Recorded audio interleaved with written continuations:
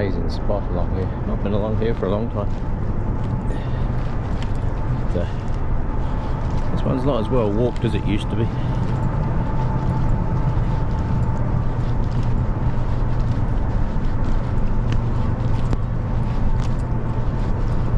Don't know why, it's an amazing trail.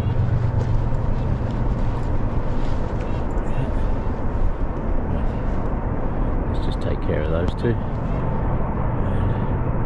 And there we go.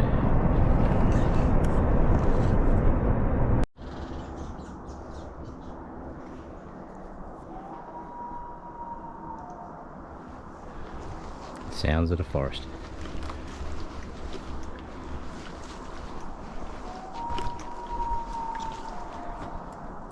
There's no better sound than the loon early in the morning.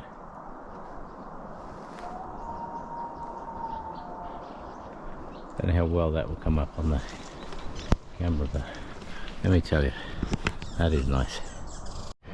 There's always trees down on this spot, always. See if there's something I can do about that one. A truly majestic tree. Amazing. There used to be a memorial on this tree. Somebody died along here, I think. I can't see it anymore. Right, I will continue on down. A beautiful day along here. Like I say, I've been here for a long time.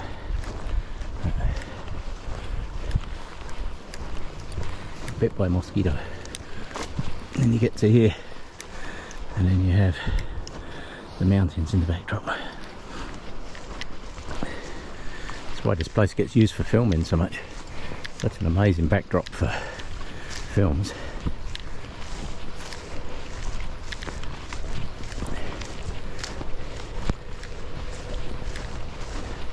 I have seen black bear down through here, so not a bad idea to keep your eyes open. I'm not going too far down this trail. There's a little cut through over the back of these trees that I'm going to wander through. And then back out over the other way. And this land all down the other side of the river, and off to my left this is all reserves. So respect their land, stay on the trails.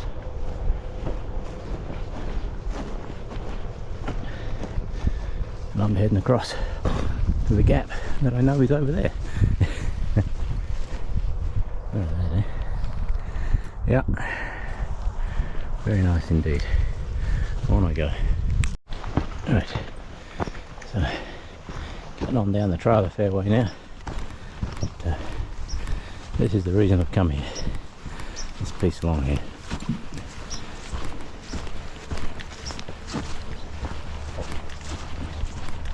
One of my favourite places in the area. This is.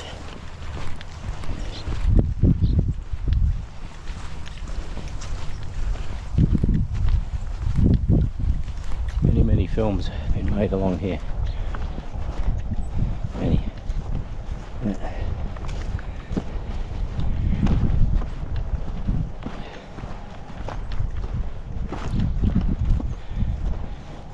Now just in front of me there's a very large cliff, so don't go down there. Anybody that's familiar with a lot of the films, Brokeback Mountain, I can't think what was the last one, The Reverend, or Pink Floyd, or Dave, what was his name? Not Coverdale. Oh.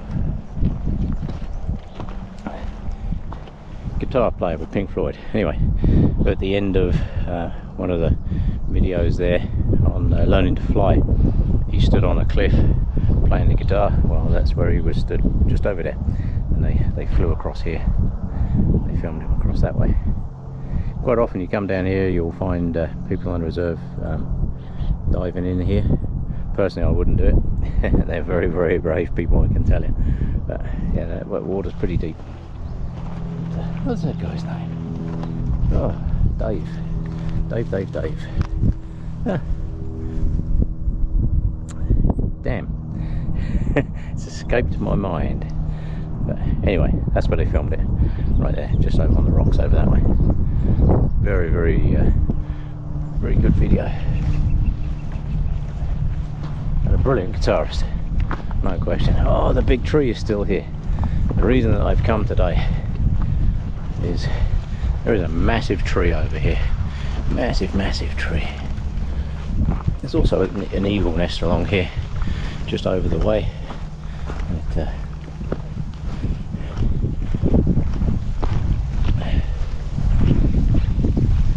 I can't think of Dave's name now. No, right. Must be getting old. Yeah. Learning to Fly. That's where it was filmed. Then the mountain scene was done up at a place called Wind Ridge.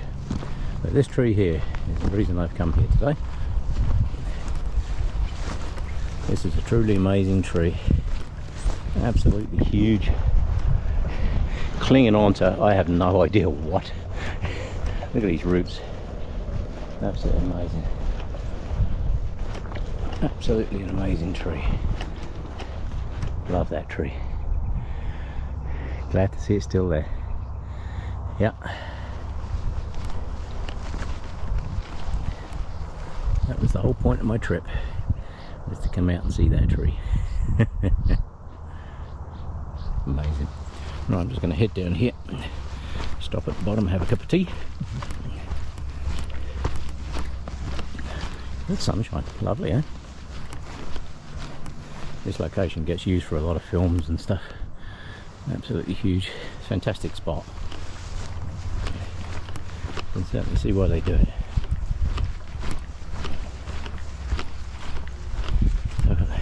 Nick Page. I keep thinking Coverdale, but it's not. Coverdale was another great singer, guitarist. Oh, that one's come down. Okay, that one wasn't down last year. The other reason I come back to these spots, to see what's changed, because nature changes stuff so fast.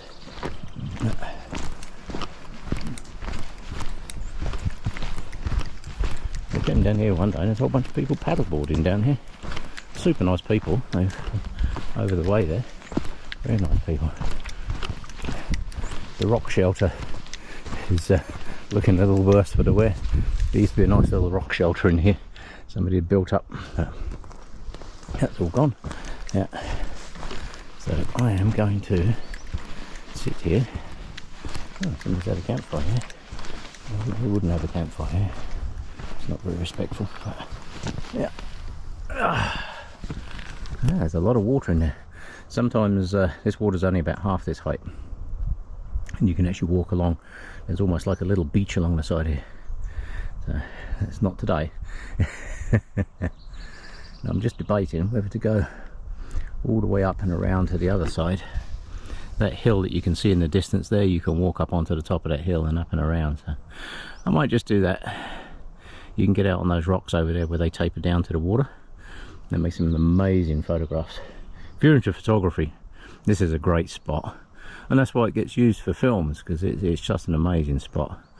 Look at the river.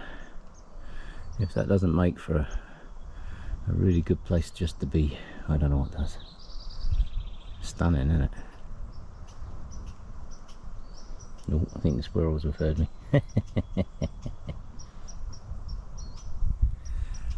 Yes. Lovely, eh? This is where I need to hear a loon. Yeah, other than a loon with a camera. Yes, normally down here you can walk down these rocks out and all the way along where that grass is, all the way across to the bottom of those cliffs. You can't get along the bottom of those cliffs, but you can normally walk all the way along to them. I will take that if that does not make for a lovely day. I don't know what does. Stunning, absolutely stunning. I have to get a picture of this tree. The writing's gone off it now. This is a famous tree called Jan's tree. Long story. There's the other bit of it down in there. Wow. Yes, that's Jan's tree.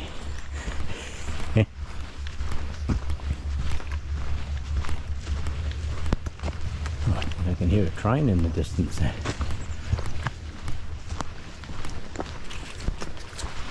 There's a train off to the right of this area. There's a train track down in there. Work, rise and short. It is bear country and what have you. I just saw a very unusual pile of crap back there. Not sure what made that. Doesn't look like bear crap. There's a lot of it.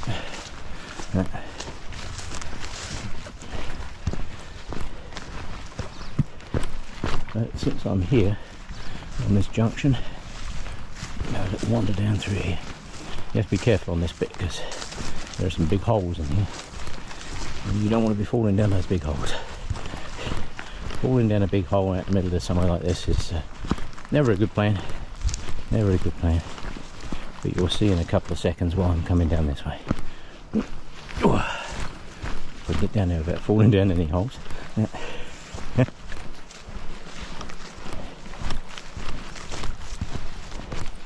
Cut across here. Let's keep a very close eye on the ground here, because some of these holes get covered up with grass and you can't see them till you step on them, and then you find that grass is not as strong as you might think.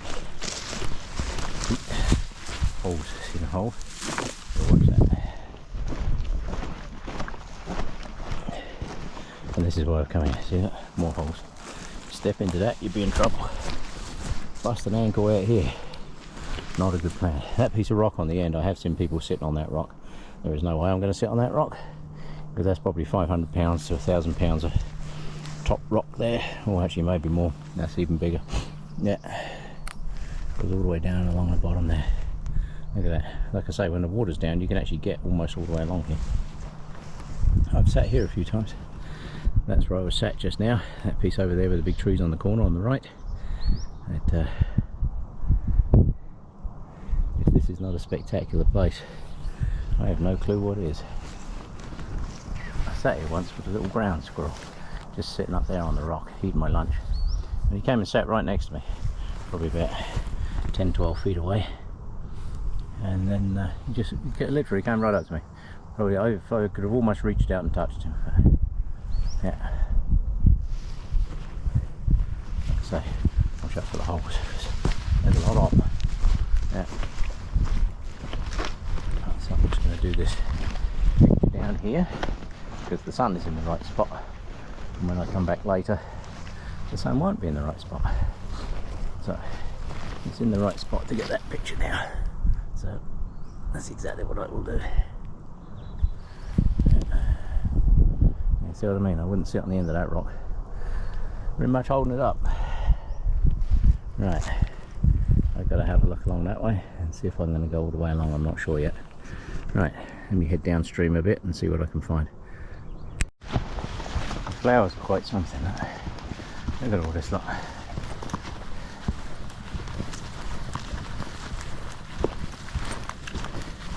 Nature's magic for sure. There's a purple ones over there. Oh.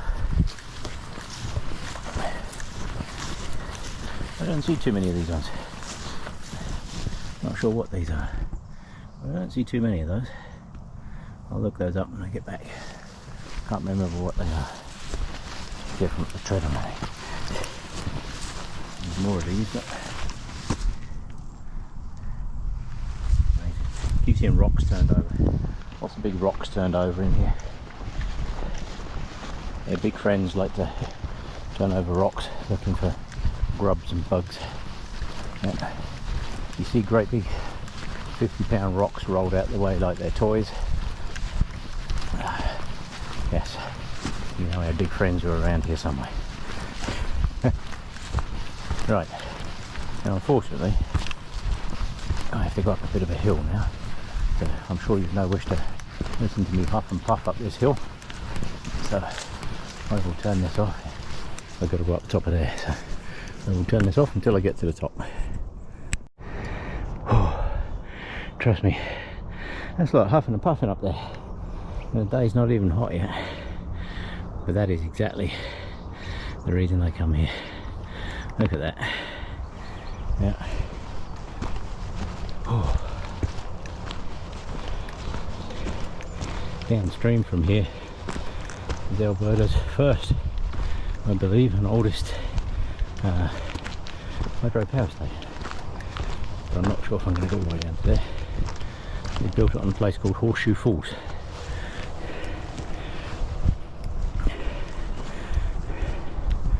And look at that. There's been an old boat on the shore over there. Been there for ages. It's all full of water and what have you, but I can't see it now. Maybe somebody took it out, or maybe it just disintegrated. Yeah. A lot of birds down there on the wetland bits. It's always nice to see. Good nesting sites. Yeah. So if this doesn't make a fantastic spot, these old dead trees that people think they're all pretty much done and done with. But if you look, they're all full of holes. Something lives in there. Yeah, something lives in those trees. There might be a dead tree now, but they're still home to something. Right, I'm going to go along the top and see how far I get. Then I'll decide on whether I'm going to go down to the falls or not. Can't really see much of the falls now, because like I say, it's now a power station, but it's been there a long time. Yeah, a lot of our power is hydro generated between where all this water starts, when it ends up in Calgary. The water you see flowing under the Peace Bridge in Calgary, depending on which way it came, has either gone through 6 power stations or 7 power stations. So it's a good way of generating power. Using the same water 6 or 7 times to generate electricity, that has to be a good thing. Yeah. That's the Kananaskis Valley down over that side. And Yates Mountain. There's Baldy all the way down through that lot. Absolutely stunning. Perfect spot for pictures. And again, I'm going to say it again. Wish I had my good camera with me. I keep saying that. And I really should just go out and do a single photography day just with my good camera again, because this thing takes pretty reasonable pictures and does fantastic video. However, there's no replacement for glass. I can zoom in, I can see 1,000 pictures I can take from here. Yeah. Right, I'm going to continue along the top and see how far the water's up, because I don't know whether I can cross to where you need to get to. Right, this along here, this piece of trail, this is one of the original trails in the area. From the early explorers, it was called the Beaufort Trail, and it headed down into the mountains there before there was any roads or any of that other good stuff along here. And this is all part of the same area, Beaufort Trail. Absolutely amazing. Huge amount of history along here. There's also a big gully coming up, so which I need to cross. So I will do just that. I wonder how many wagons came along this trail. Right, let me put this away for a bit. Now, this makes for a very pleasant walk. Somebody's been along here on a mountain bike, I see. Not a bad route, but I'm not sure how you get a mountain bike in here. I know this is okay as a walking trail, but not sure about the biking. Like I say, this is all the reserve land. Don't know.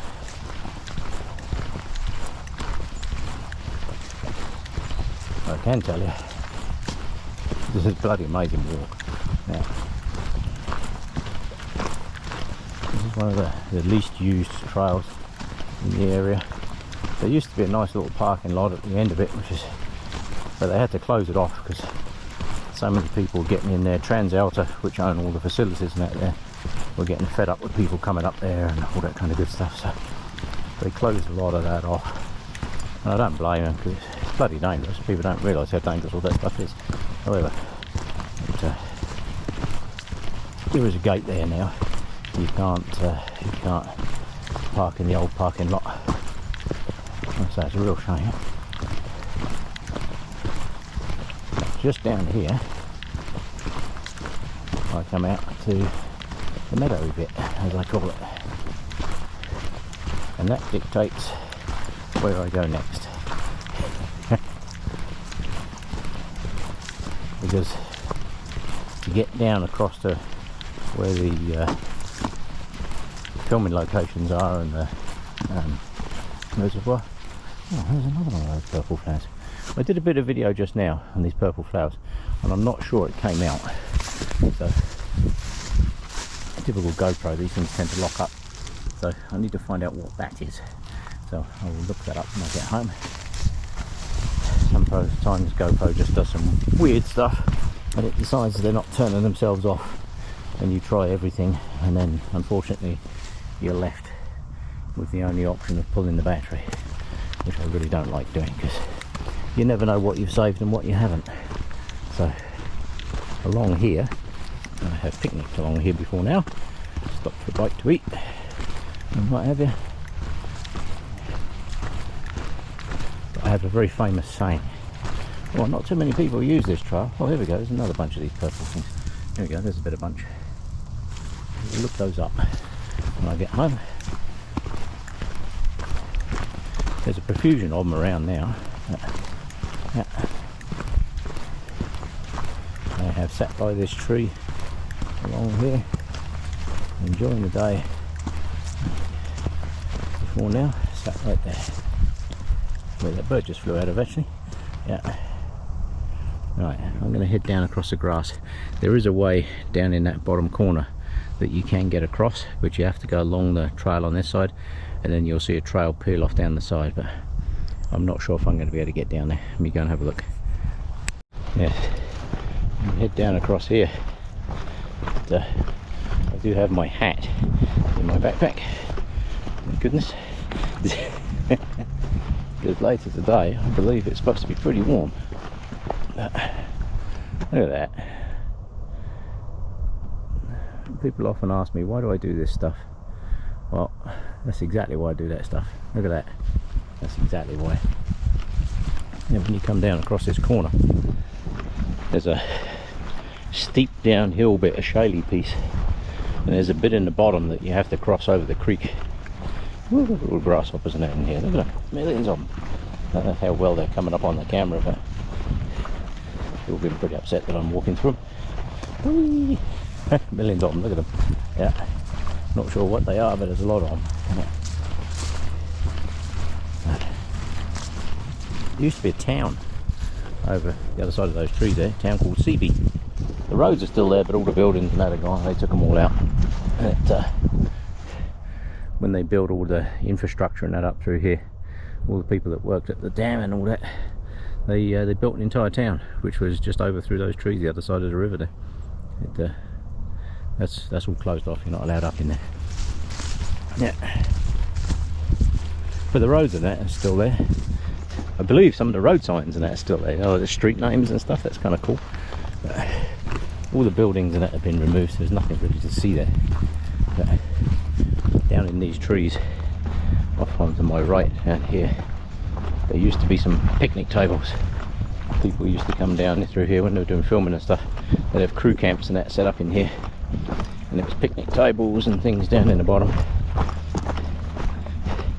Nowadays they can just fly that stuff in, fly it out, done, finished, away they go onto the next location. You know, you think what you can film with a drone now.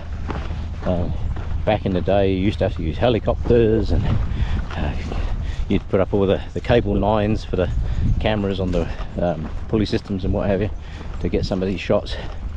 Now you can do it all just with a drone in about 10 minutes. Amazing, eh? Look at that. Beautiful. I don't know how many times I've just stood here looking at all this. Just stunning.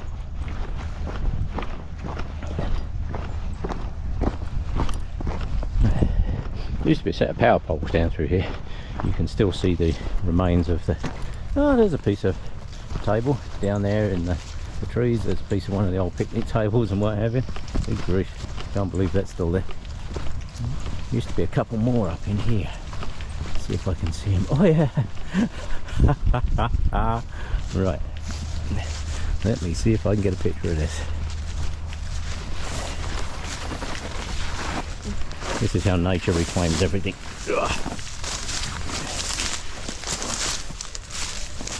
Anybody for a picnic? Now that's a bench Monday if I ever saw one. There used to be two of those in here. I think the other one's probably just completely disintegrated. Oh, there it is over there, yeah. There's a pile of wood. Good grief. Look at that. Nature reclaims.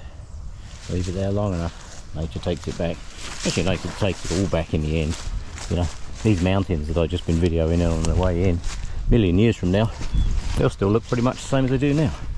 But there won't be any humans here to see them. So we'll all be long gone by then. Right. So, down the bottom here, let's get back on the trail a bit here. Cloud's building a touch over that side. Ain't gonna worry about it. Getting wet's not a problem. Right, this piece you've got to watch because this is like that grey shale slippery junk and it's slipping already. Somebody has been down here on a bike. I can see they actually rode down here as well. Crazy people. Because this stuff is seriously slippery and I have to go all the way down here and around the corner, and I won't know until I get around the corner whether I can actually get across or not, because there is a place down here where you have to cross the creek.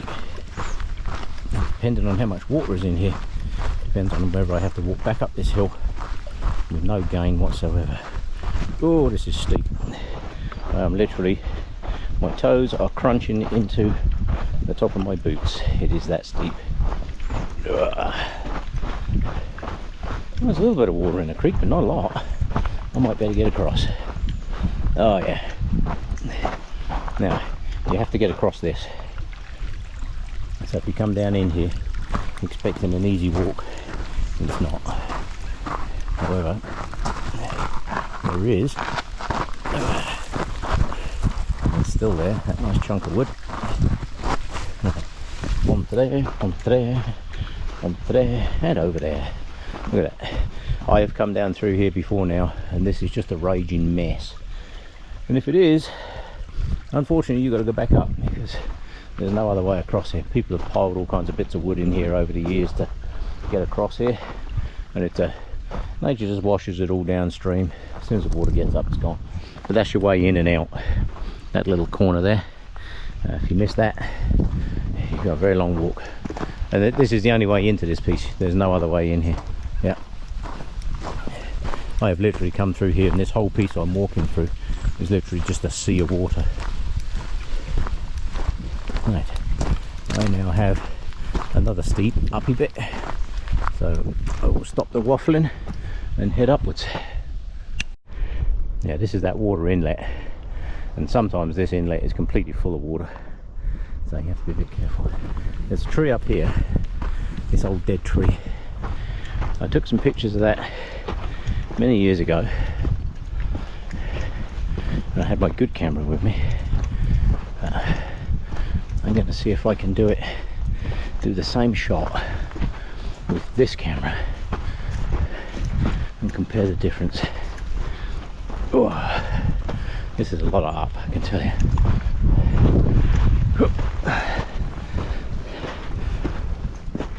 Oh, yes, that tree there.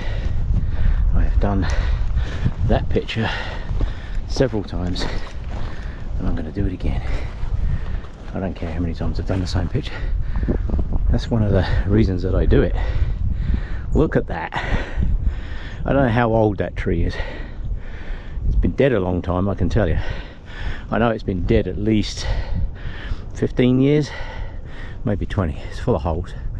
But I'm so glad to see it still there, because that branch on the end, if you get Yumnuska right in the middle of it, frames it beautifully. Eh?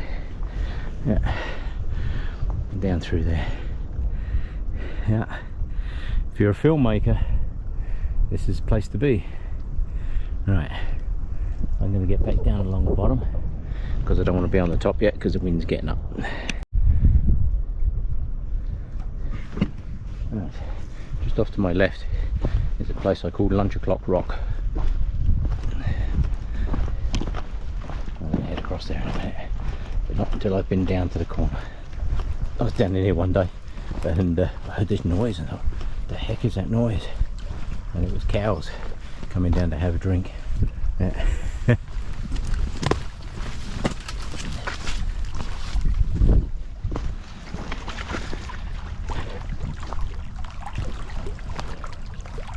Look at that. Absolutely bloody amazing. Bit of a trek to get in here. And bear in mind, everything on that side of the river is private land, so stay off that. But isn't that nice, eh? Can't odds that. I will take that any day of the week.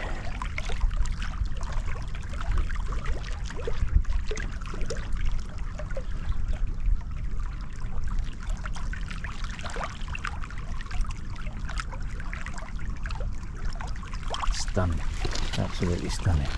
Right, I'm going to head back up top, do some more when I get up over there. I can see my rock. Now these rocks up through here, this is Lunch O'Clock. Stopping for something to eat. Oh, look at this.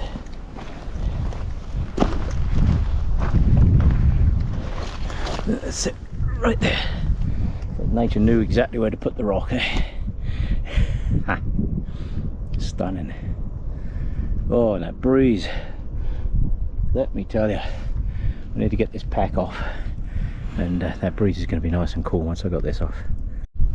Right, like I say, Lunch O'Clock. Anybody that knows me knows it's tea time first. Oh, let me tell you. Look at that. Why don't you make me a table too? See what we need is tea and some level water.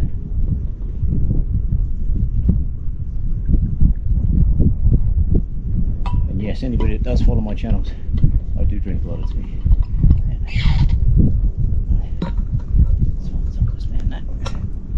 Doesn't roll down the hill. There's a large hill into the water behind it in front of you. I don't know, rolling in the water, that would be a disaster. So we'll certainly enjoy this. Cheers, people. Yeah. Alright, here we go. Look at that.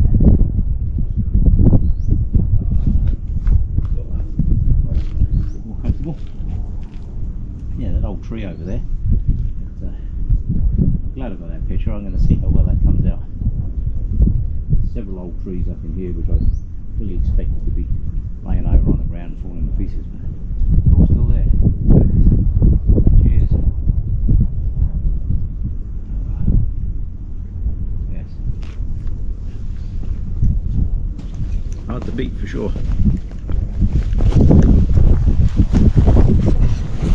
Let's put this over here. Can't really hear the wind that much, but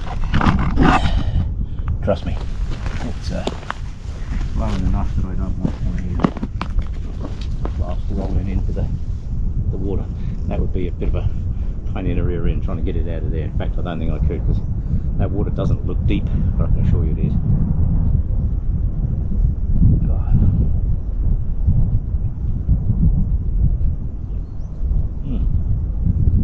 Very good, so good in fact. I'm gonna have another one.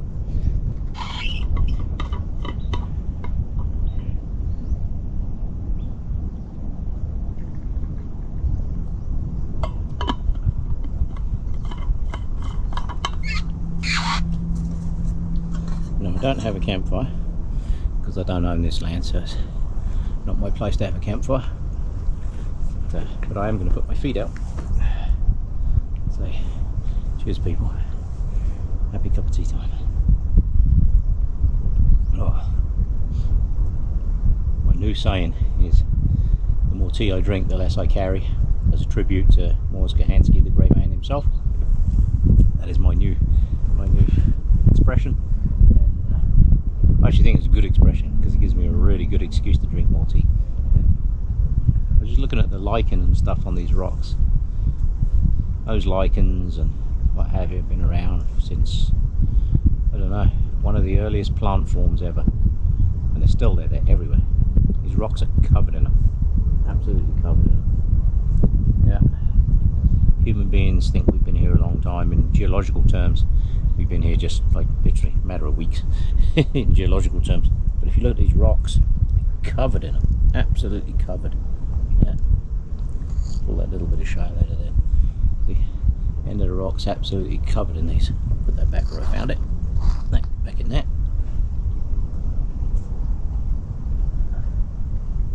I really enjoy this.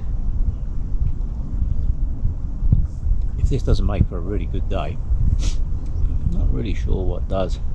Some people need a vast amount of entertainment in their life and be rushing around and doing stuff and all that. I don't. I can just come here, sit here and look at that.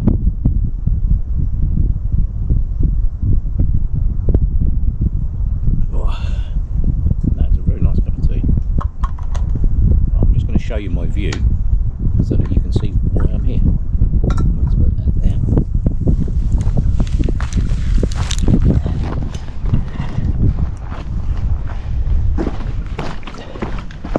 Let me show you my view.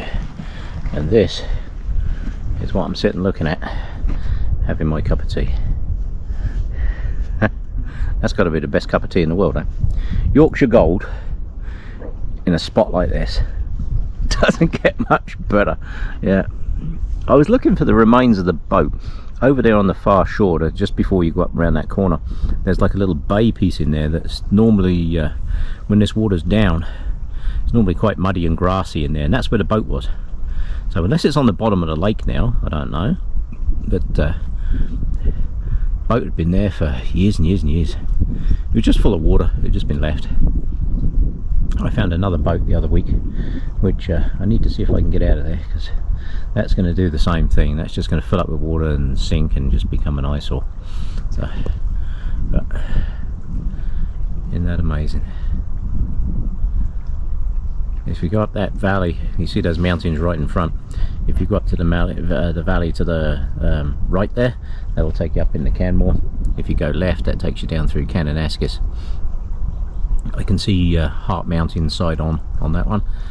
Yeah, Yates Mountain. Can't think what that other one over there is called. Not sure. Stunning. That's what it's called. Stunning Mountain. Yeah. I was out here one time, a helicopter came down through here. Literally, he was flying low down along the water. I think it was something to do with Transalta, because there are power lines and that up in here. I think they fly the power lines obviously to make sure they're all good. But I will take that. Right, people, I'm going to stop waffling, have something to eat, and just enjoy the hell out of that. This is what I was saying about all the lichen and what have you on the rocks. Look at that. How long is that? That stuff's been in existence for pretty much one of the first things that really colonized anything was lichens and what have you. And some of these little colonies like this can be thousands of years old. They just don't change. They just multiply very, very slowly. That's why it's important not to keep breaking up all this stuff and what have you. Just let them do their thing. And, yeah. Hey, look at that. Huh, that doesn't belong here. I just found a piece of broken glass. So that can go in my pocket of junk. Yeah. Well, that's where I came, all along the top of that lot over there. So, and this is me up in here. Just going to tidy up all my junk, get my pack back on. But, anytime you take your pack off, just you get that wonderful cold breeze. Yeah, so I will take that. It's like air conditioning for your back once you take your pack off. Right, I'm going to get all kitted back up and move on back down the trail a bit. Right, I'm going to head back on up the hill. Now if you ever come out to this site, you'll see that there are some fire pit sites here. Do not use them. They are not for us. This is private land and has to be respected. Yeah. So I'm going to head up over the top of this hill, because over the top of this hill there's something else that's nice to see. One last look.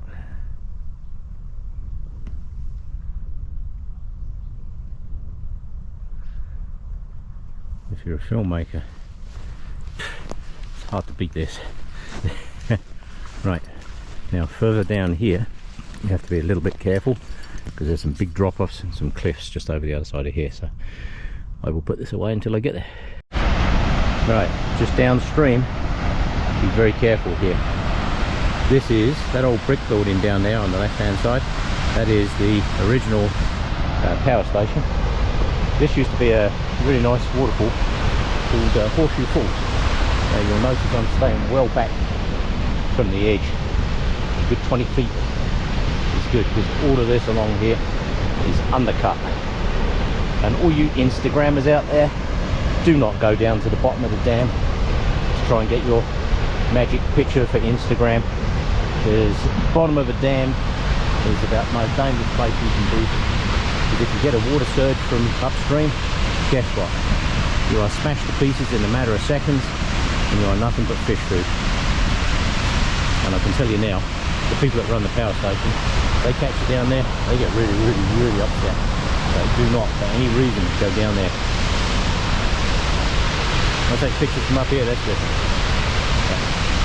Stay well back from the edge, because all of this edge along here is undercut. And that building there, that brick one, is one of the oldest in the area. They've made many, many films along here. If you look here, that shot along there, I can't remember the film. Oh god, I know they did Brokeback and Revenant and all that kind of stuff down in through here. And many years before that, just downstream of here, is where Marilyn Monroe did one of her films there. She was going down the rapids in a boat there. Like I say, all of this is undercut along here. If you look along to the cliff at the end there, you can see it's actually the rock is sticking out over the edge. Do not go anywhere near it. Very, very dangerous. Yeah, it's quite spectacular to see, but see it from up here, not down there. Yeah, they do rafting from here too.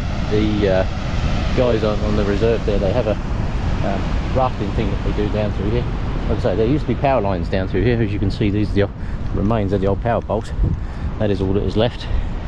Yeah. I have been up in here before now, and in the next little piece of valley, found it absolutely full of semi-trailers. So if you ever come up in here and you see a lot of vehicles in here, just turn around and leave, because they do a lot of filming up here and they don't want you walking through their film. That is quite something. Nice, eh? Like I say, you can see a road on that other side, and if you look on Google Maps, people are going to think, yeah, I can go down there. You can't. It is private, it is all gated, it's fenced off. It's and the land down through it. Either side of this is leased by TransAlta, and it's, they will explain to you very quickly why you shouldn't be there.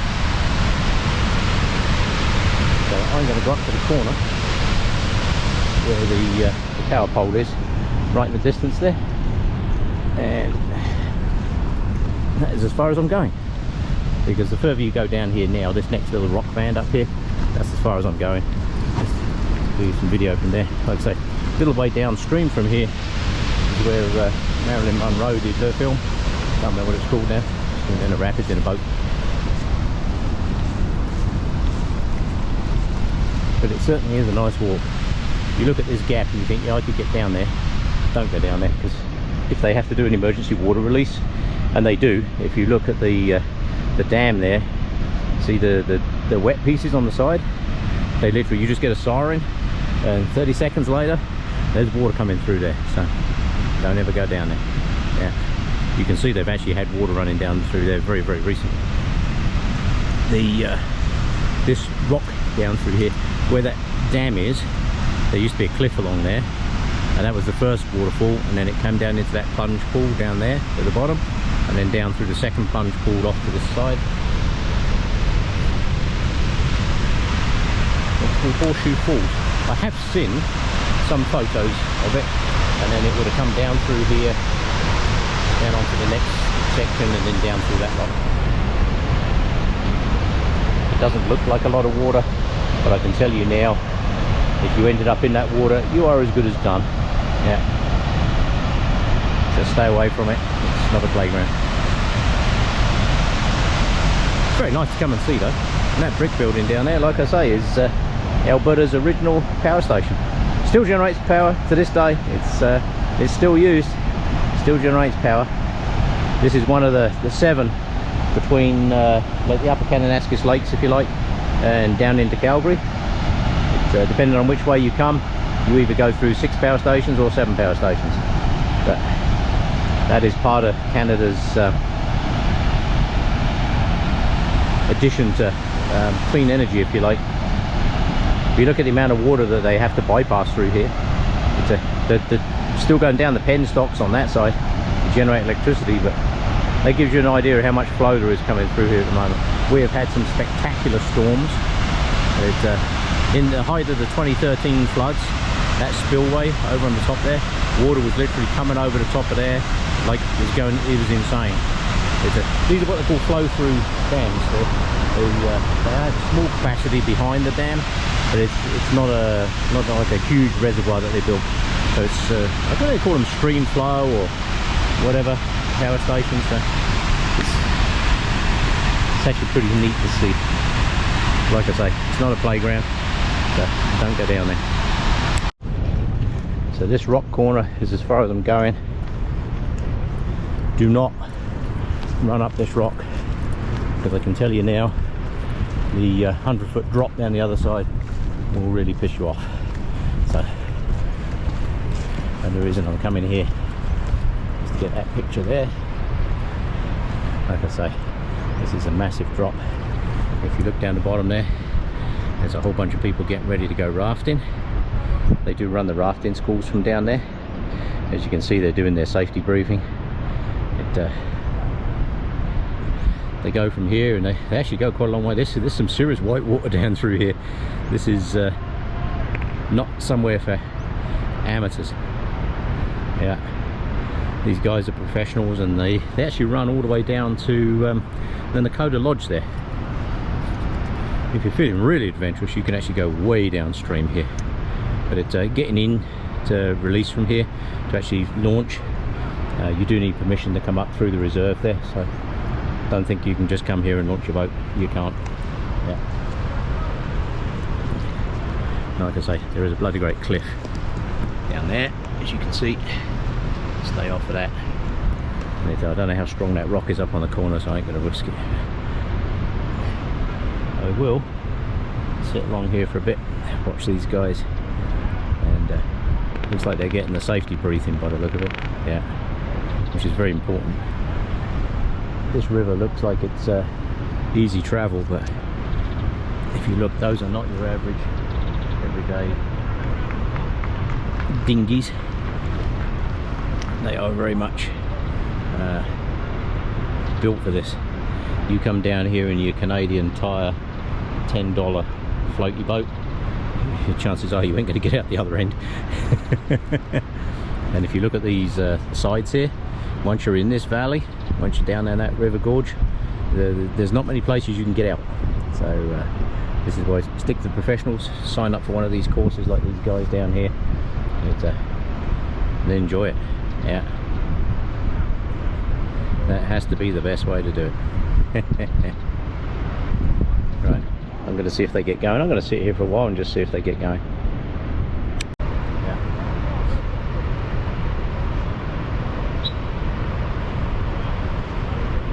I might have some filming going on up in here, because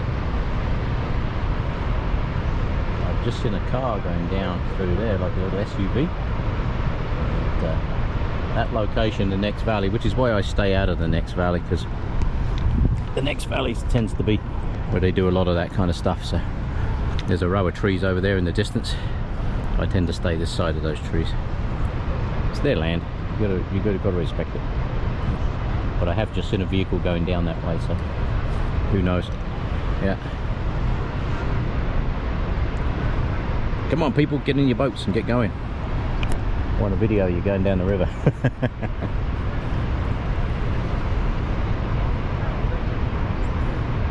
Right, looks like the floaty boaty people are getting ready to float on down. That's good. And away they go. It's quite the adventure. If you want to do something really interesting, give this a go. I haven't done that stuff for a very long time.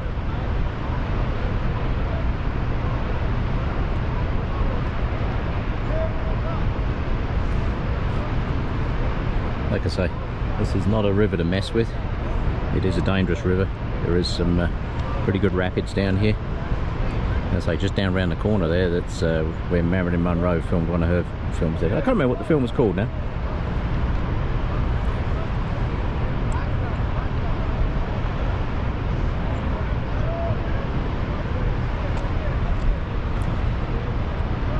Gives you a concept of the scale of the river. And because there's so many hydropower stations on this river, they can actually change the flow of this river quite considerably. Like I say, if they suddenly have to do an emergency water release and you're halfway down that river in one of them boats, trust me, your day's about to get really exciting. Yeah.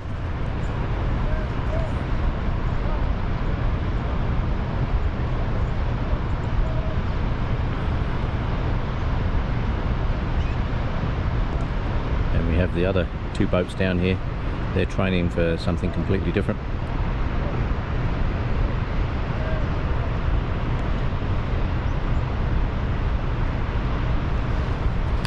If I had my zoom lens on my other boat, now it gives you an idea of the concept of scale. That river doesn't look very big, but those boats now look mighty tiny. See, they're going through the woohoo, over you go. Nice. Yeah. Ease them into it before they get to the rough bit around the corner. Yeah. There you go. Those are good sounds to hear.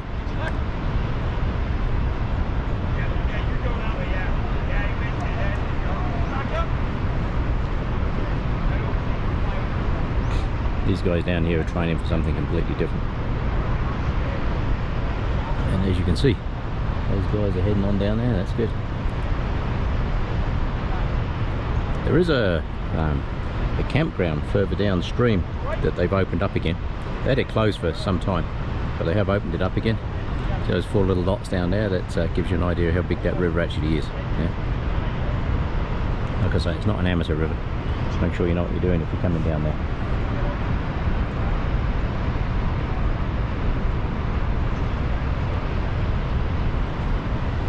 Right, I'm going to stop waffling. Go along this edge a bit. There is a massive crack in the rock here, and underneath here, this whole slab, it looks very tempting to walk out on that slab and take some pictures, but that entire slab is actually hanging off over the cliff. I'll see if I can get a picture of it in a minute. But and it's cracked all the way through. It will probably be there for another million years. However, today could be the day that it falls into the river, so stay off it. Looks very tempting just to wander out there and get the picture. I'll see if I can get a picture along here to show you just how much of that is overhang. You know, there's thousands and thousands of tons of rock just sitting there being held up by basically nothing. Yeah. Yeah, I can't really, that's as close as I can get to that edge. Not going to get any closer to that, just to try and get a picture. Yeah. Like I say, that's quite a historic building down there. I'd like to go in there and have a look actually.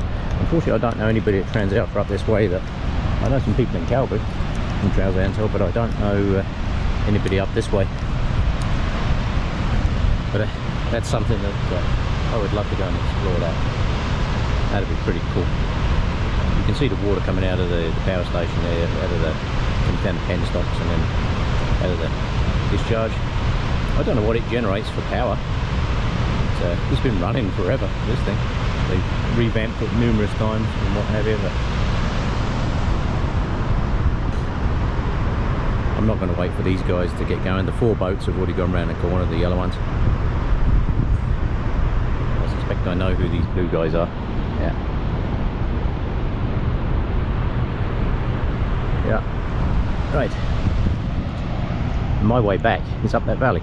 You can see why when the early travellers came through here, because the other side of those trees, that's all forest, and this has always been like a stepland kind of piece along here. So along this side of that bank, all the way along there, that's where the Beaufort Trail carried all the way along here.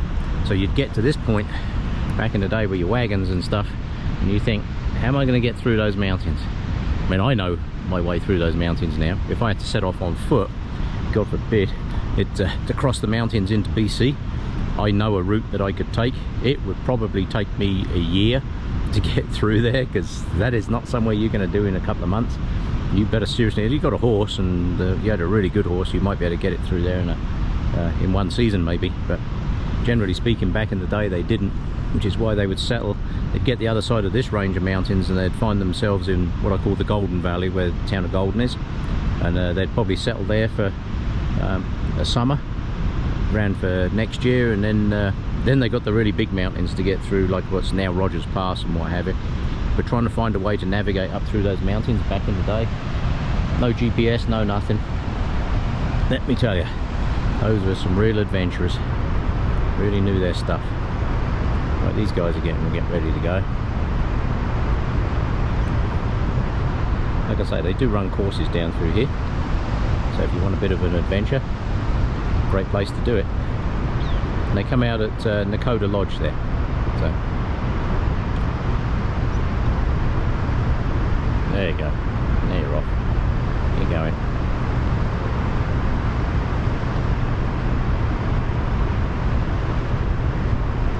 Get out in the deeper water and head downstream.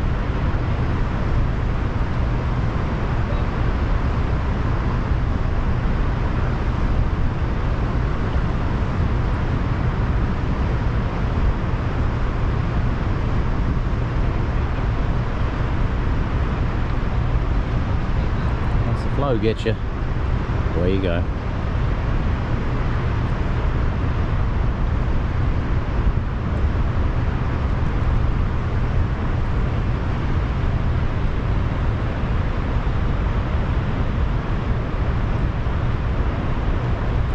Yeah, these guys got a bit more adventure to them.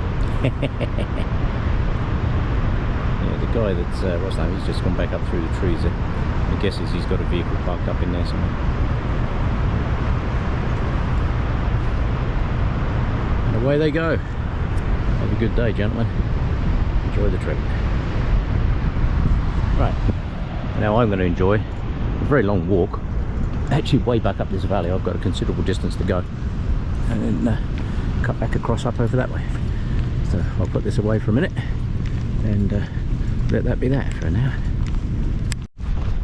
Quite amazing, you don't have to travel far,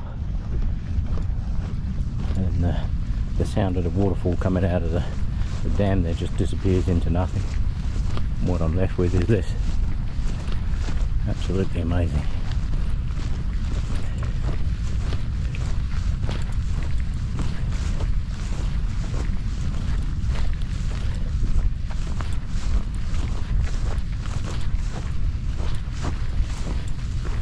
I had a vehicle through here.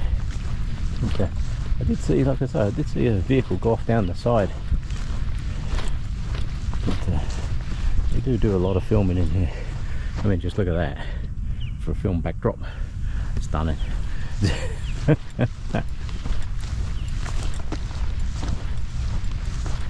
There are many trails go off on my right hand side here, where they all go off on the private land. So, from people I've bumped into down here before, they're okay with people walking along here, just not off the trail. Stay on these trails, they're quite happy. Now over here, down through the trees somewhere, You have to go down the steep bank to get to that grey shaly bit, and then back up the other side.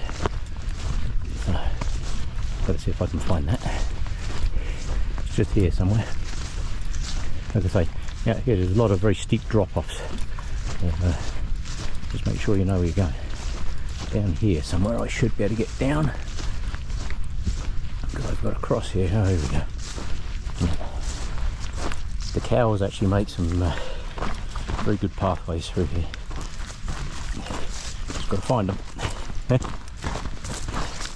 Amazing, people look at cows and they have this picture of cows that you see like a normal picture. They're sitting on a farm somewhere at a nice flat field, and you come out to these places and you see them walking along these edges like mountain goats. You think like, that's a 1.5 ton mountain goat. And you want to see the places that cows can go. You look at it and people think they're just these little docile things that wander around in flat fields. No, that's only our view of how we've created them. You see them coming up through it. I'm literally on, my toes are scrunched up in my boots. This is that steep coming down through. The camera doesn't do it justice, I'm afraid. But I can tell you, without any shadow of doubt, it is steep. Yeah. And you see cows running. See the cow crap everywhere. You see the cows come through here, and it's like nothing to them. Gives you a different concept of what they can do. I'm just going to go down the end of here. I see a very nice tree stump, which looks like a photo to me. Oh yeah, look at that. Yeah. Ooh. And this looks a little wet. Not sure how far I can get out on this piece. I would like to get out and get a picture of that tree stump if I can. But I'm actually, I don't know if you can hear it, but I'm squishing through water here. That tree stump over there is what I'm trying to get to. With my good camera I could just do that shot with a long lens and not have to get wet feet. However, look at that, that's nice. Perfect.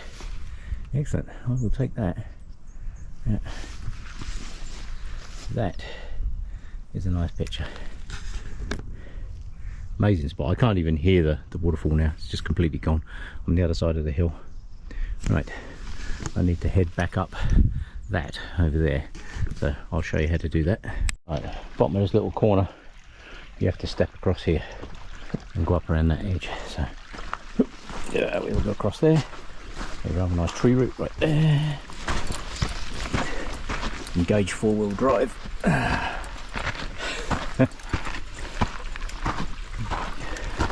And up the hill I go. I have to say, this piece here is actually my least favourite part of this trail, because this grey shaly stuff, it's very slippery. So I'll turn this off till I get to the top. Look at that. We've got two planes up there following each other, look. See? Look at that.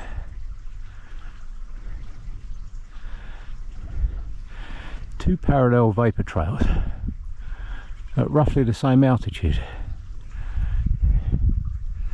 because the condensation layer, that's what gives you a vapour trail. Interesting. Don't usually see that, because in aviation those two planes are actually extremely close together. That's unusual. Wonder what's going on there. I can hear them. That's unusual.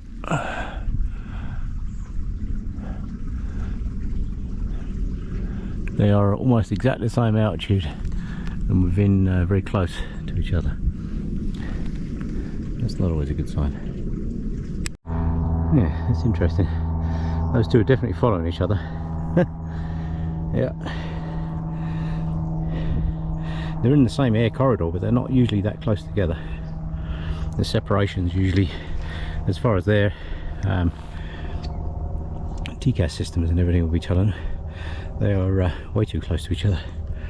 Right, I've just come up that grey shale hill, and where you need to head is straight across that meadow as you come out.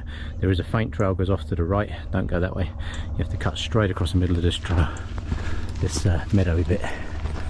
But unfortunately it's hot until I get to the trees the other side. As I said earlier, the cloud is bubbling up over the mountains over there, so might get a cool down later, which is why I'm out this time of the day. I'm taking some time off at the moment. Every now and again in life you need some time off, and still I cannot lay in bed past about 4 or 5 o'clock in the morning. I convinced myself to have a lay-in the other day, and I stayed in bed till about 6. It was just driving me nuts. Oh, look at this. Isn't that great? Yeah. Yes, 6 o'clock in the morning is a lay-in for me.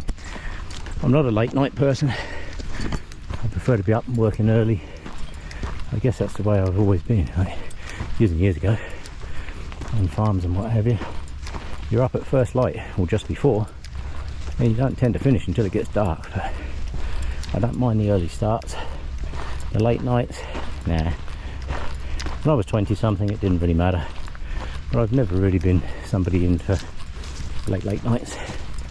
So this trail cuts up across the middle of this big clear area, in amongst all the millions and millions of grasshoppers and whatever these other things are. Yeah, where you need to go, you can see the trail across the middle there. So I'll do some more when I get in the shade. I think I see where the vehicles were going. Way in the distance there through the trees, I see some building going on. They build a lot of sets up in there and then take them all down when they're done. I can see some building, some construction over there in the distance. Maybe that's what all those vehicles were. Yeah, maybe going to be filming something. Look at that.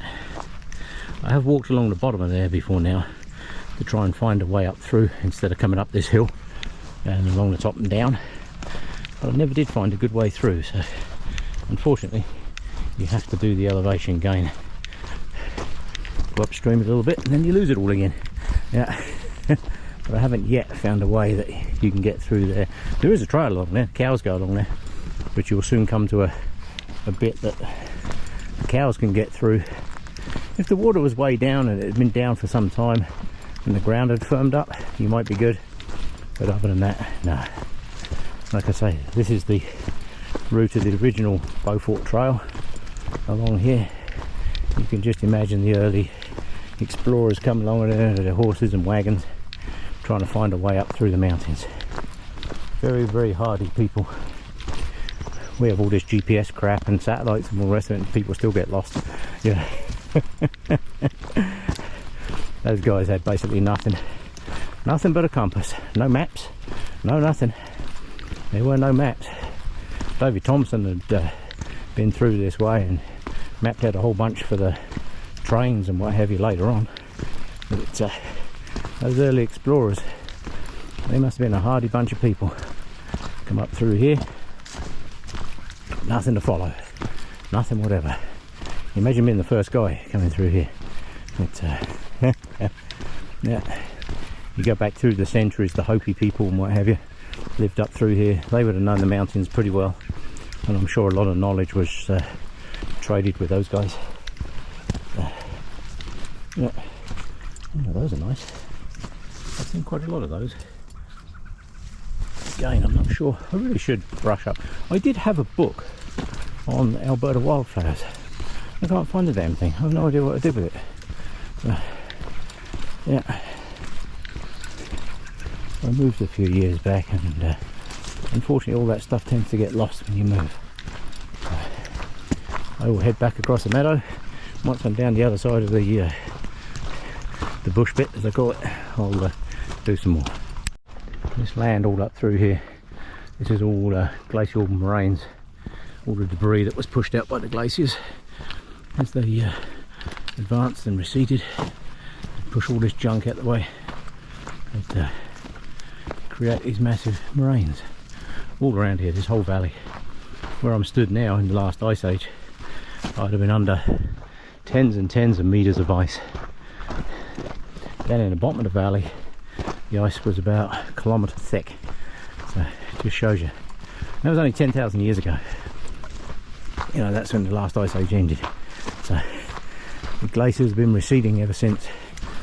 People go up to the Athabasca ice field, and if you look on the side of the road, they've got all these markers for where the ice is and where it was like 10 years ago and 12 years ago and so on. And it's amazing how much it's moved. But when you think where I'm stood now, so stand here, look up 500 meters to a kilometer, this was solid ice. Solid ice. It's the end of the Younger Dryas is when it all started to melt out, and we had a massive world climate change. Now we're all going on about climate change now. We're actually living in a very stable climatic system at the moment. People go on about, you know, storms are getting worse and all the rest of it. That's what the planet normally does. The planet is not normally this calm. We are living on a very, very calm planet at the moment, and it's not normally like this. So this is the exception.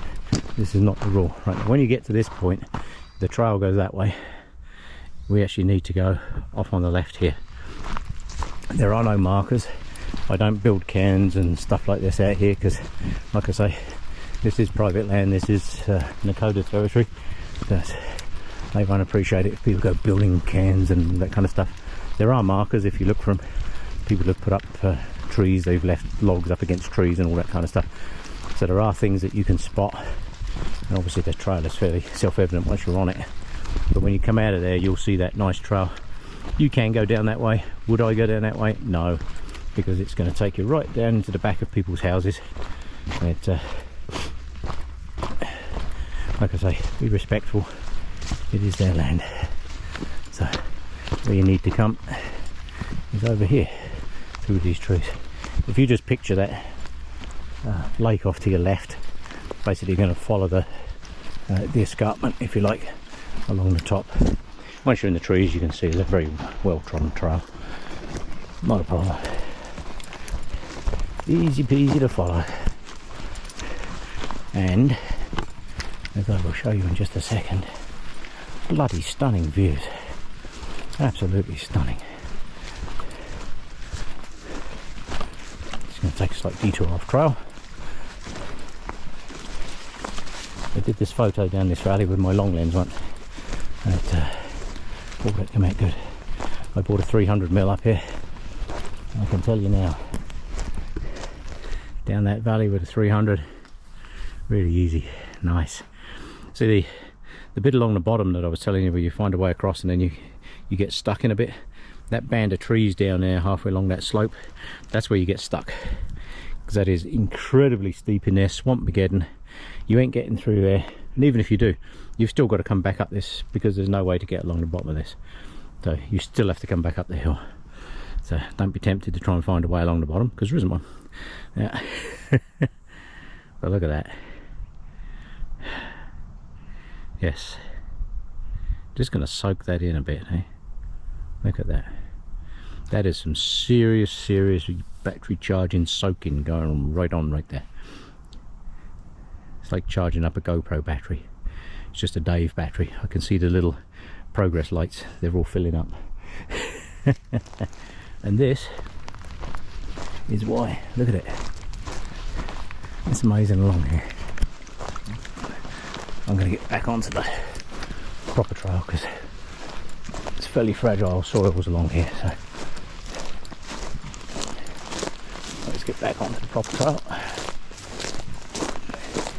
Yes, there's not a lot for soil underneath here because, like I say, these are all glacial moraines. I'm just walking along a different shelf of a moraine now. Amazing to think that the glaciers just pushed millions and millions of tons of this stuff. You look at these are river rocks. Right? Anytime you see a round rock like that, that's a river rock. At some stage or other in its history, that rolled down water, that's what shaped it. Nature didn't make it round, it was made round by the processes of wind and water and movement, and now it's 300 feet, 250 feet maybe above the water. So it just gives you an idea how old those rocks are. We step over them, or when you get to my age you trip over them, and you tend to forget how old they are. So there are no actual trail markers up in here. There is you can find it in the Daffrin's book. You'll find it. I can't think what colour book it is. I have them all at home, but I can't think what colour it is.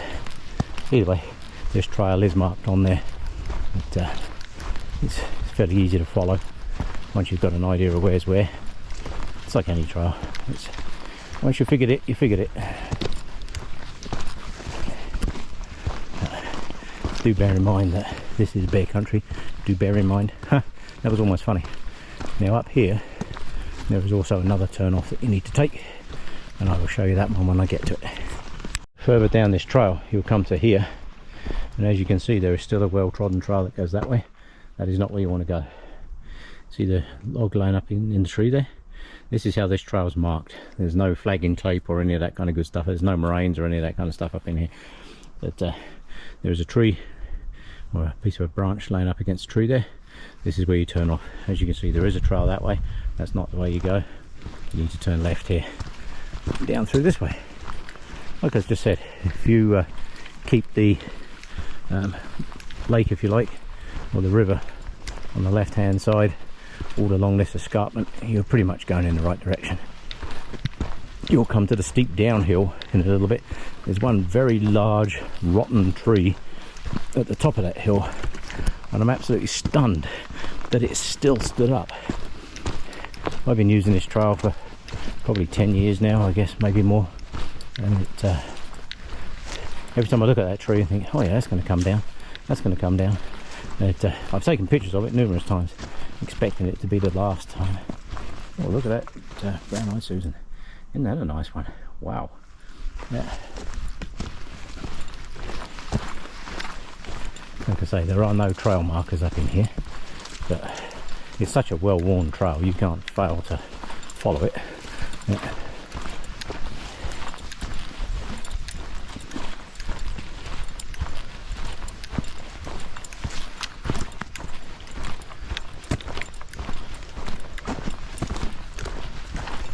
Not very often you see other people on this trail. It's not a very well used trail because it doesn't really go anywhere. It goes up to the falls there, what I call the falls, Horseshoe Falls, where the power station is, and then you turn around and come back again. You can't make any loops out of this because it's just an in and out. There's no loops up in here. Oh, that there is old coyote crap. That's old, that's last year's. Yeah. That's the kind of stuff you want to look for when you're wandering around. And like I say, I did find a very unusual pile of crap down the trail down here, a bit further down. Definitely wasn't bear crap. Not sure what it was. But, yes, not sure what that was. Most scat and footprints and stuff like that, I'm pretty good at figuring out what they are. Canine stuff like wolves, coyotes, other than if they're by size you can quite often tell, but if they're a similar size, extremely difficult to tell the difference. Extremely difficult.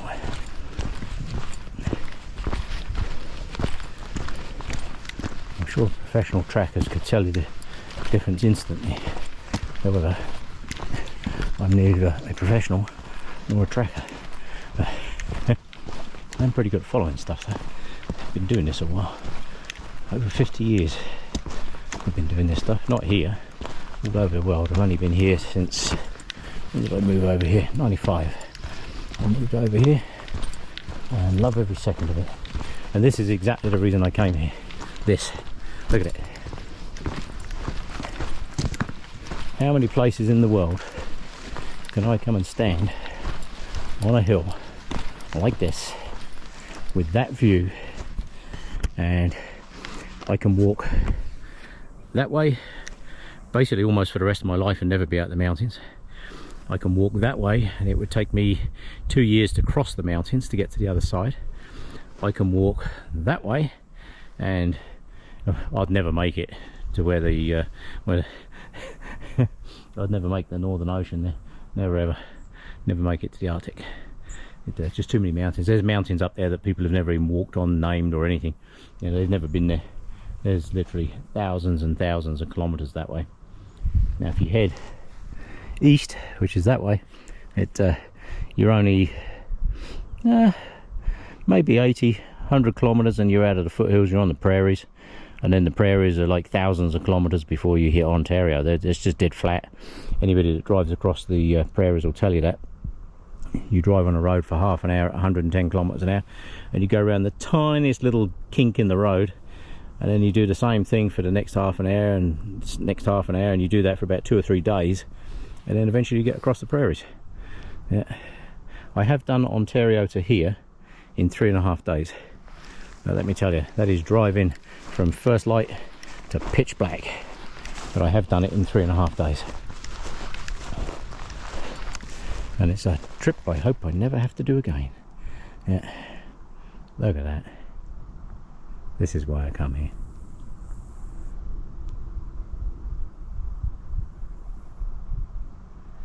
Down that valley down over there, that's the Kananaskis region. That's where I spend a lot of my time. All those hills in front of me there, you can see on the skyline. I've been up the top of most of those all the way along there. Yeah. Quite a few of these ones. I prefer to be in the trees. I prefer forested mountains. Once you're up on the rock, I mean, if you get stuck up there on the rock, it's a little bit, you know, building a shelter up there on the rock is a bit of a pain in the rear end.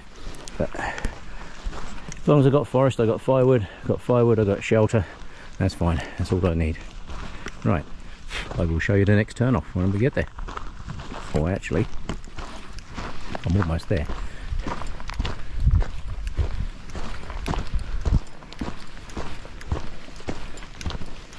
This is the top trail. There are trails that go straight on just about all the way up along here. There's those 2 trees that I stopped at on the way. Amazing view. God, where's my long lens? Okay, I've just seen 50 pictures I could take there. Right, along here, I'll do this little piece of video and then I promise I'll shut up and go down the hill. Yeah. Right, the trail continues that way. However, this is where you want to turn off. There's a small dead tree, and then right in front of me there is a large dead tree, which I really do not like walking under. So I'm going to put this away and get a move on past it. Right, this is where I did some filming earlier, and I had to pull the battery because it wouldn't turn off. We've got these really nice purple flowers here. Lots of those big purple ones over there. The butterflies like those. But, butterflies love these things. I've no idea what they are. I did video these ones earlier, so we may have 2 pieces of video of this. That butterfly and that one there. See them? Bees and butterflies and all kinds of things in there. Look at them. Butterflies everywhere. Nature's magic. People need to take the time to stop and smell the flowers. Everybody's busy rushing around in life. But rush around to places like this. Enjoy it, and trust me, it's a great place to be. Right, as you come along the top there, now I'm down the bottom of the hill past the big dead tree. But, that tree, I don't like standing underneath that tree. If you ever come up here and you look at the bottom of that tree, it is nothing but pure rock. Wait, can we rise and short? Just in something large and brown over there. Look. See it? But it hasn't moved, so I will take that as a tree root or something. Oh, clover. Look at the clover. Nice. Bees love clover. Drives me nuts. I see people spraying their gardens and all that to get rid of the clover, and you're like, you idiots. It is such a good plant to have in your garden. It really is. Just looking at that big brown lump over there. No, that's definitely a tree root or a large rock. A very large rock.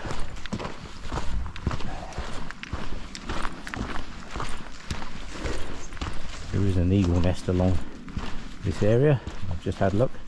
I can't see any eagles in it, so I'm not sure.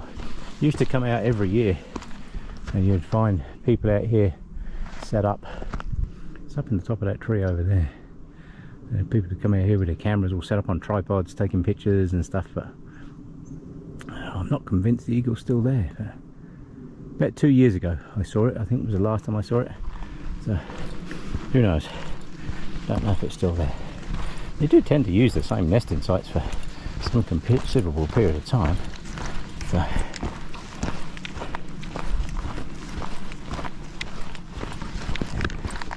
we'll go back up along the top of here.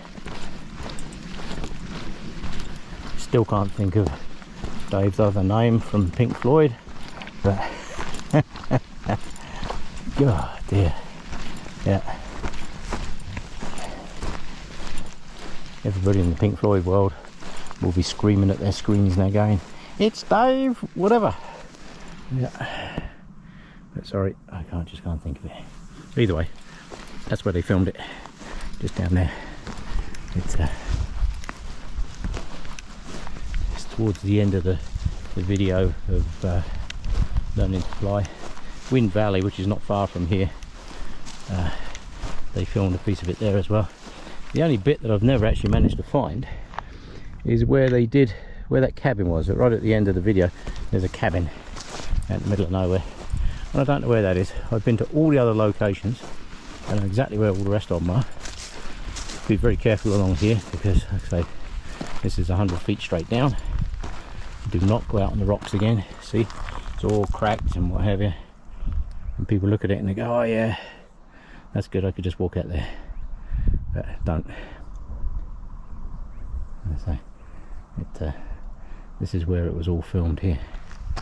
Yep.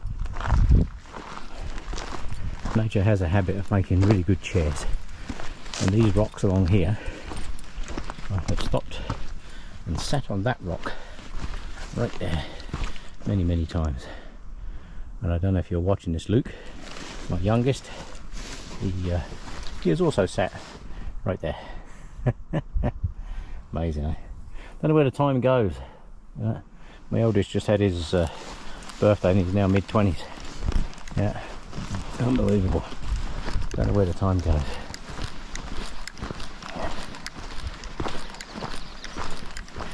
You can get down the bottom of there.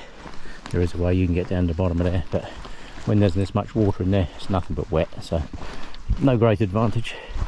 If you look in the water, I mean, I can see it from here. I don't know if you'll be able to see it, but that water swirls, and swirling water has a lot of currents in it.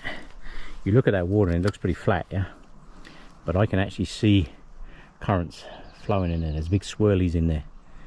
But you get in that stuff, it looks easy to get in and out of because it looks real flat, but you have to also bear in mind that that is extremely cold water.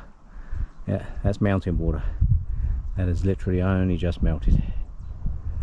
Yeah, that's one of the problems. People see water like that and they go, "Wow, I need to go swimming," and they'll go swimming in that stuff, and the top surface of the water is good, but we get a lot of it here where people will be out on a hot day, they'll be out on a stretch of water like that, and they'll dive in the water, and as soon as your body hits the cold, you go into thermal shock, and yes, you go under, but you're not coming back up because your body instantaneously goes into thermal shock.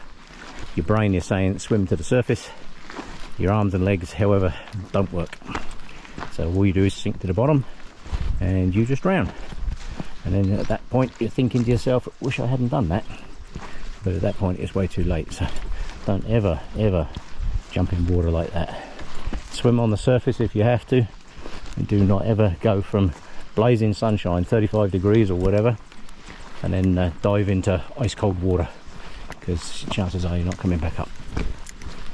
So up through here, lovely rocks, eh? Fantastic pictures. Again, all covered in this lichen and all these kind of things. Now I'm going to cut back across. There's another bit of open space up here where the power lines are. I'm just going to cut down through here. A little gully piece. Cut through the gully bit. over the other side, and where you want to head, where I came out was over there. You want to head, there's one pine tree right in the middle, and you can kind of see the track across there. There is another path that goes that way, follows the power lines, don't go that way. There's a single tree over there, pine tree with a little bit of dead in the top. That's where you want to head. As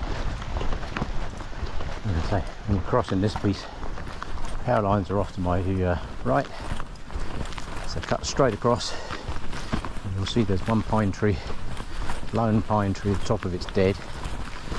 That's where we're heading. This kind of sagey kind of grass, whatever it is kind of goes the same direction.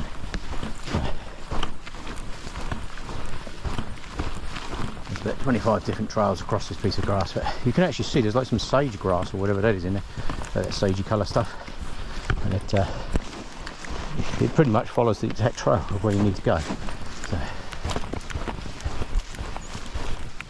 maybe that's because it grows better on this kind of soil where people have walked or whatever, I don't know. But it's very clear right across it. There's this like sagey coloured grass. So just follow that. You'll come to this big tree here. Like I say, the top of it's dead.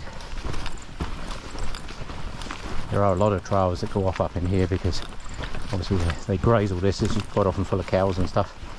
But don't get all surprised to come up here and find cows and wild horses and stuff up in here. So, this tree here, see the top of it's dead.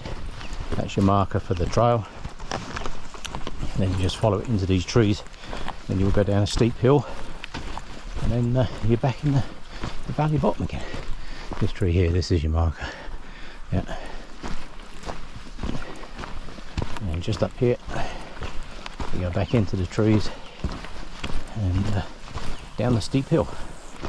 It's only a short hill, but it is steep. Somebody definitely been along here on a mountain bike because I keep seeing track. But, and I'd say it was this year's track too. So you'll get to here and you're back into the trees and a bit of shade, thank goodness. Yeah, a short way up through the trees you'll come to this downhill. But, over the years I've cut numerous trees off this hill. I cut this one on the way up here. This tree was a bit of a pain. But, I had to cut this one twice. And there's the log there. This one was kind of, it was twisted, it was kind of rolling. But that one in there I cut about 2 years ago. There used to be another big one up there that went right across. Big battery change. Many years ago I cut a log out which went from here all the way across that stump over there. And when I cut that, it was a freshly fallen tree, and here it is laying on the side here. This is the difference between, this is the log that I cut off that I put underneath. This was a fresh log when I put it under there, and that wasn't that many years ago. I'm thinking probably when I cut this one, probably 4 or 5 years ago I guess.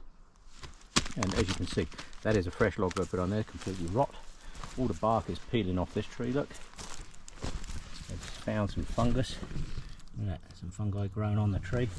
And this is how quickly nature reclaims it if it's laying on the ground. This is where it was. The trail used to have to walk around the back of the tree, and it went from here right across. That is one of the heaviest logs I've ever moved on my own. That thing was insanely heavy. But I was also a lot younger then. But it just shows you how quickly, when they're laying on the ground, how quickly they just rot away and become part of the forest again. So, amazing, eh? There was a tree here that they cut through a few years back, and now we have in exactly the same spot another huge tree, which I'm not cutting. I ain't cutting that. I'm keen, but I'm not that keen. Yeah. But it just shows you how quickly, you look at all these logs on the ground, you think they're going to be there forever. You'd be surprised how quickly nature reclaims them, and then turns back in the soil and habitat, and hey presto, feeds the rest of the forest. Perfect, eh? Right, I'm going to continue that way.